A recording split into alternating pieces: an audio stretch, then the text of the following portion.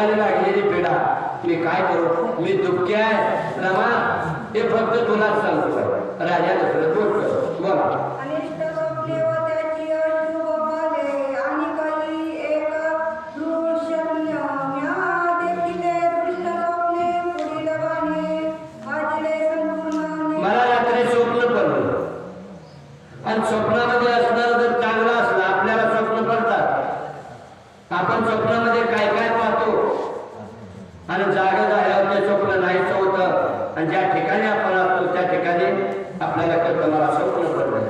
पण काही स्वप्न असे असतात ते दुचिन्ह देतात, जे पुढं घडणारं जे काय कार्य आहे, पुढं होणारी जी घटना आहे ती स्वप्नामध्ये सांगितलं जातं.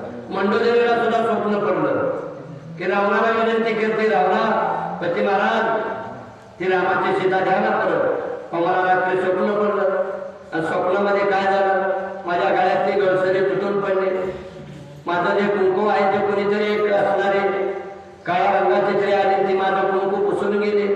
अहो हे माझं खरं आहे, तुम्ही माझा ऐका, पाया पडते तुमच्या, त्या रामाची सीता रामाला परत करा.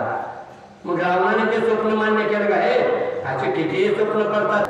ही एवढी सभा गच्च भरलेलं आहे, देश देशाचे राजा आलेले आहे, पण हे दुचिन्ह माझ्या समोर का, कशासाठी? राजा विचार करतोय, पडलेलं स्वप्न माझ्या रामाला सांगतोय. अब्रे विनाती भोवाटे विजा पडती अति नेटे जीव जाऊ पाटे पाकडा टाके एने उदिष्ट ती निपातू. बघा ग्रंथ